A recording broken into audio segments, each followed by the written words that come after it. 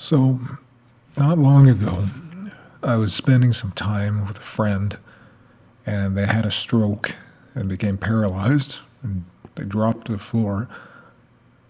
I ran over and I tried to do compressions and CPR, the best I could remember from taking CPR courses a couple times in life, but their ribs were completely paralyzed in this contracted position, and for about a minute, they were kind of staring off and couldn't breathe, and I watched their face get paler, and they died. And there was this one moment where they suddenly sort of gasped, this really squelching sound that I can't replicate. But for a second, it seemed like they were gasping back to life to get a breath in, and I had this one instant of hope and relief, like, oh, thank God they've got a breath. But what I realize now is that this was their death rattle. It was them finally dying. It was their last gasp, is what it was. And it's weird. I couldn't get their eyes to close. Like you see in movies, when someone dies, someone else kind of closes their eyelids, but they sort of just didn't close all the way after, for whatever reason. And I held them for a while, just thinking they were going to wake up again. But this friend of mine, they sometimes had seizures, and I would be with them for whatever reason, for those seizures just in the past. And they would drop and start convulsing, and I'd grab them and hold their head up, and they'd be all right. But this time they just dropped, just full limp onto the floor, no convulsions, just paralyzed. And the only thing they were doing was these periodic gasps, but they couldn't actually breathe. And their tongue was kind of out. And when I saw that they weren't convulsing, I panicked, because weirdly, them having a seizure was normal, or at least something I knew how to deal with, something I had seen before. This was different. They just dropped, and they were dead weight, paralyzed, and couldn't breathe, and I couldn't save them with the limited CPR I knew, and I know now that there was nothing I could have done because of what happened, but I was begging them, please breathe. I grabbed them, come on, breathe, buddy, and try to hold their head up when they were just limp, their tongue kind of sticking out and struggling to breathe. And that lasted maybe a minute, and then they were gone. And I held them there holding their head up, just begging them to come back. And I was in denial for a short time, thinking, no, they're going to be okay. They're not really dead. They're going to gasp back to life any second, even though obviously they weren't breathing and their heartbeat had stopped this whole time.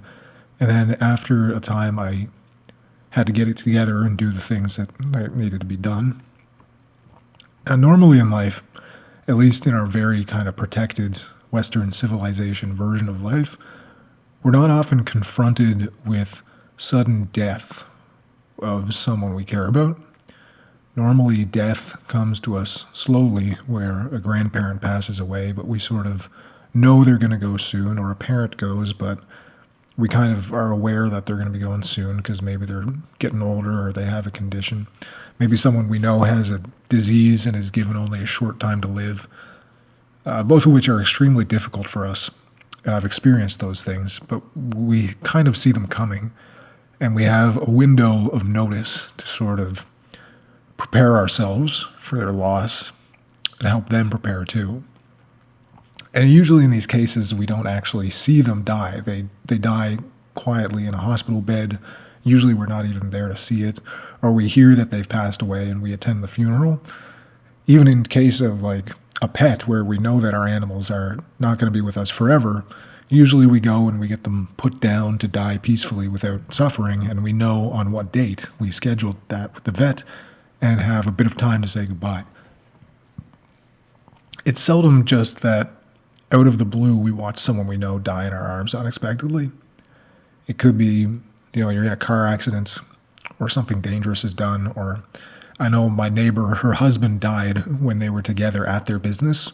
He also had a stroke and dropped right in front of her, which I know must haunt her to this day, for her husband to die in her arms like that, someone she spent her life with and had kids with, and was a good, strong man, ran this real salt-of-the-earth business, just a wonderful dude. And then life just goes on. Like the sun still comes up. Like my friend there it was about 2:30 in the morning. And of course I was up for the entire rest of the night after that, and the sun just came up in the morning. It was like nothing had ever happened. All your routines are still there, but a giant chunk is missing. You expect them to see you at normal times. You'd see each other or do things you normally do, and your brain still has that expectation, but then it doesn't happen, and it needs to be retrained. Now, when I was there just begging for them to live, I started praying to God, please let them stay. A lot of things happened in that 1 minute or so between them being alive and them being dead. I'm not really religious. As many people, I was raised Catholic, and some belief in God or something beyond us is in me and will always be in me, because even though I don't necessarily think the Bible is the absolute perfect word of God, I do think there is something to our world, whether you want to call it spiritual or dimensions we don't perceive, higher power beyond us, or if you're a simulation theory person based on scientific evidence of the universe rendering things, which exists, whatever. None of that is the point. The point is, I get why we use religious and spiritual coping to deal with death, even though I know that in a pure evidence sense, there is no evidence of God or heaven or angels or whatever in these religious senses. I begged for them to live. And once I finally realized that they had died there with me, I begged for them to be let into heaven and that I would see them again. In fact, I promised them while I was holding their body that I would see them again, and I kept apologizing that I couldn't do anything to save them, even though in all objective reality, there was no one left there to hear me. I kept saying things even though I know they were gone. There was no one to hear me, and so I was just talking to whatever higher power is listening. And so I see the comfort in religion and why it is so prominent and grew so prominent over human history, because belief in a spirit beyond our body allows us to take some comfort in this omnipresence of death, and people used to see death far more and more viscerally than we see it now. Having the fallback belief that you would see someone you love again, and that as cruel as their death may be, they would be in a better place, a place they deserved, as a great person that takes some of the edge off of this sorrow, to think that, all right, they're somewhere better now, and I'm going to get to see them again. It's such a great comforting method that even in my rational brain that doesn't necessarily believe any of it, or at least believes, well, I have no evidence of it, it's the first thing I just naturally jumped to doing as soon as a friend was lost in front of me. The first thing my brain jumped to was, one, just begging some power that they would live, and then next moving on to bargaining, saying, please, if there is a heaven, please let them in. They deserve to be there. It's not a heaven if they're not there. And so regardless of what I may objectively see as lack of any evidence for such a thing, I take some comfort in thinking that if there is some greater place to be, that they will be there, because I can't think of anyone who deserves more to be. If there is a greater place to be like heaven, then one would hope that it would be filled with the good people of the world. And honestly, I don't know what to do with the bad people of the world. Maybe when we die, if we're evil, we get sent back to try again. And maybe right now we're all bad people from previous lives of the world, having another crack at it in a different life, and hopefully we're all being good, though still human this time. None of us are ever going to be perfect. Maybe bad people don't go to hell of a eternal punishment for finite actions, but instead just remain trapped here on this world in this endless cycle of reincarnation until they can be good. But who knows? Nobody does. This whole experience as well made me really look on death as something I would not wish on anyone's family or loved ones.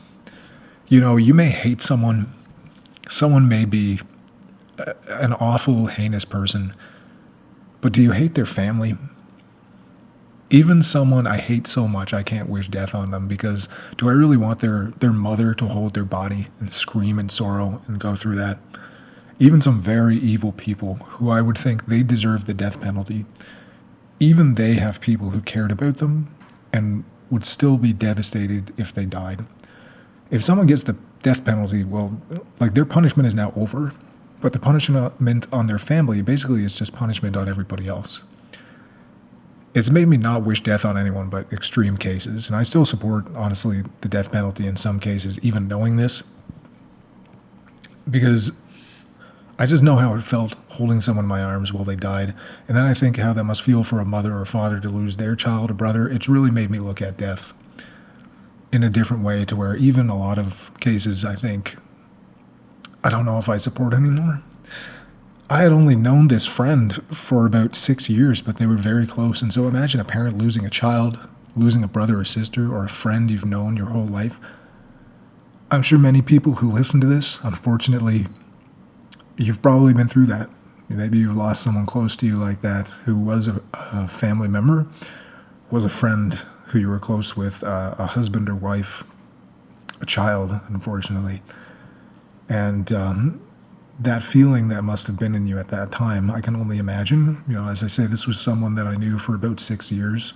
We were very close friends, but then I think of, imagine if this was a husband, a wife, a brother, a daughter, and it's just unimaginable to me. And yet the sun still came up in the morning. The next day, it's funny, I was trying to just cheer myself up and take my mind off of it after everything was kind of wrapped up. And I was just binging funny videos and laughed at them. And I felt guilty for laughing. Like, can I have a moment of being happy already? Like, this just happened hours ago. Like, am I allowed to have my mind off of it yet? Is that okay? Like, I felt guilty for laughing already and for having a moment, just a moment where my mind was taken off of them for a second, just to alleviate that grief and that sorrow. I felt guilty for it. And I'm sure that other people have felt this way too. When they've lost someone, it's like, when am I allowed to be happy again? Like, when am I allowed to just laugh at things again? When really, laughter is the best way to get through grief. And that's really it. Like, it was the most healing thing to just think of funny times that we had together and the amount of just goofy stuff that we would do together. And that laughter helped me heal through what had happened. And I can guarantee that other people will say the same. If you've ever dealt with grief and loss, probably one of the most healing things that you've been able to go through is remembering these kind of fond and funny memories and being able to laugh about them and value those times. And when I think about how we deal with death, it's obvious that humor and laughter help us get through things like nothing else does.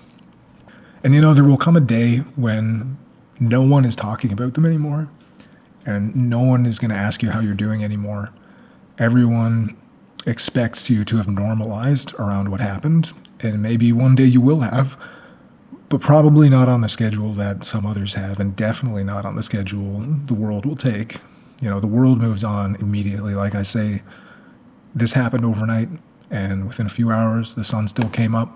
There was still traffic going by on the roads. The world goes on. So how do we deal with death, this unrelenting and uncompromising permanentness of death?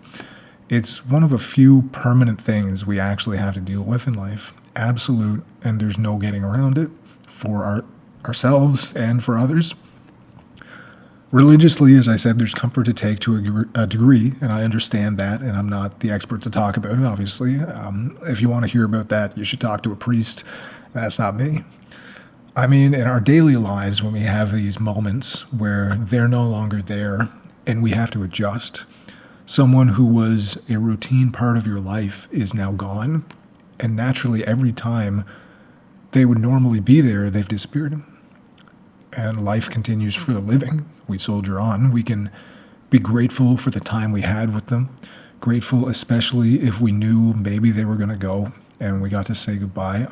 I'm grateful that I was there, honestly. I'm grateful that I was there when they passed, because they could have just died alone at night with no one around and nothing but the dark staring at the ceiling as they go. And I hope that in the last minute of their life, I'm not really sure what level of consciousness they had or brain activity in that last minute, but they knew someone was holding on to them and didn't want them to go. Like, if I could have just held on to them tight enough and it would have just held them into this life, I would have. I couldn't even really believe it was happening, and I was in denial, so I wasn't exactly offering very great words of comfort at the time. I was more kind of panicking, but I'm grateful that they weren't alone. And I have these moments where I expect them. I expect to see them or some normal thing we do, then those moments don't happen. And all we can do is accept that nothing is forever, and eventually we are going to be the ones who pass on, and we will leave those who loved us with those expectations, a reminder that we have. Now, eventually, maybe those expectations will be gone, but I know from other people that they never really do. They never really go away. My neighbor who lost her husband still expects to see him out mowing the lawn. Of course, is reminded that he won't be. I think those expectations don't ever go away, and probably the longer you knew someone and the more they became part of your life, the harder it is for those expectations to leave us. We just learn to understand those things. I think that's how I'm choosing to cope with these, is that I'm learning to understand these expectations and these reminders as reminders of someone who is in our lives and was important to us. And maybe we can take them as moments of gratitude to have had a good friend who made you laugh, was with you through difficulties, and took the edge off of life. We will only be alive for so long, you and I, and everyone we know in life is going to be temporary. And so we take the joy and the time that we have. And this is the last little piece of that. I want to tell you guys, the few of you who will listen to this little video or stumble upon it, if you're depressed or suicidal, I'm going to be as blunt as I can here. And even if you're suffering, I understand it because I've been there before. But I'll tell you, nothing solidified my resolution that I would never take myself off this earth than an experience of losing someone I cared about right in front of me, seeing how people around reacted to losses of others. Even if there's only one person in the world who cares about you, even if it's a friend you don't think does that much, I guarantee you they will suffer your loss. And I know that this is saying, well, just suffer through your anguish for the sake of others. And yes, that's exactly what I'm saying. It is for others. Even if it's something you do for others, take some sort of power in that and say, well, even if I'm not living for myself right now, I'm going to be strong enough to live for others because I don't want to put the suffering upon them, and they will suffer, I guarantee you. Eventually things will get better, as trite as that sounds, but getting better often just means getting to a middle ground where life isn't perfect or amazing, but it's all right.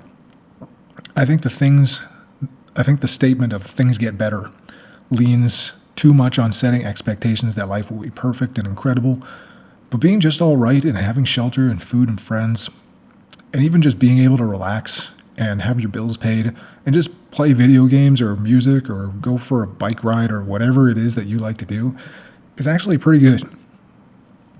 All I can say is we're all going to die. And we are going to have people around us die, and rarely we might even have someone we love right in front of us die in our arms, and we will be powerless to stop it or help them most of the time. And then the sun just comes right up the next day, and we go to the supermarket and get groceries, and no one around us knows that someone just died, but they did. And all we have is gratitude to have people in our lives while they're here and to appreciate them. One thing I did after this experience was I wrote up what words I would say at my parents' funerals, because I'm fortunate enough that they haven't passed away yet, either of them. And I put them in an envelope and I gave them to my mom and dad if they wanted to read them, because I realized we only ever seem to say how much we really appreciate someone after they're gone and they can't hear it. We have these eulogies and we have these funerals. It's probably good that we let them know while they're around. Funerals are for the living. We should try to let people know how much we love and appreciate them while they can hear it. And I know we want to think that maybe the spirits of those we love are still watching us and hearing us when we want them to, but it sure would be nice to hear it in life too, So if you've made it to the end of this video, tell someone you appreciate them. Corny as it may sound, because you're going to die one day, and so will they, and you'll probably wish that you had said these things rather than saying it to their casket. Take care out there, and if you want to talk anytime, let me know at the email below. Good luck, everybody.